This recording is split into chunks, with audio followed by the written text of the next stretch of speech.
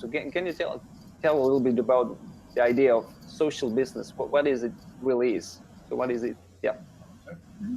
All right, so very much like we thought a lot about this is that with the book Rich Dad, Poor Dad, it was a duality. Robert had a rich dad and he had a poor dad.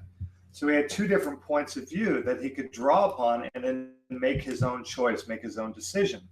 So looking at our book, really it could be called the social entrepreneur. But we looked at it as like, well, this is a choice. You can build a business to make money, which there's nothing wrong with that. Or you can build a business that makes money and makes a difference. So if you look at socialism, basically has really a concern for social problems, which could be housing, it could be food, it could be financial education, it could be drug addiction. You know, there's a lot of social problems out there. So then we look at capitalism and it's like, okay, well, that's free market. That's a free market between a vendor and a customer. The state or the government is not involved in fixing the prices and whatnot. So we looked at the two saying, how can we build a business that makes money, is self-sustainable, but also addresses the social problems? Because if you think about socialism and capitalism, they're two different points of view.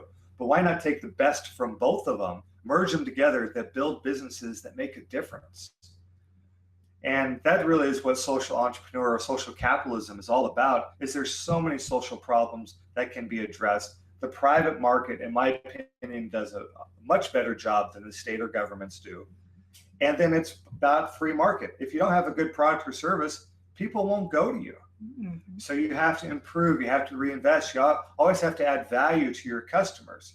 And that's what the social entrepreneurism, social capitalism is about. Yeah, and really in the last maybe 7, 8, 9 years, the term social entrepreneurism, social capitalism really started taking off in the world. And it's really about, you know, most people, like you said, think of nonprofits or always raise, and we didn't want to be a company that just always had to raise capital to provide that service, raising money. We didn't want to become a fundraising company, because then it became all about the money.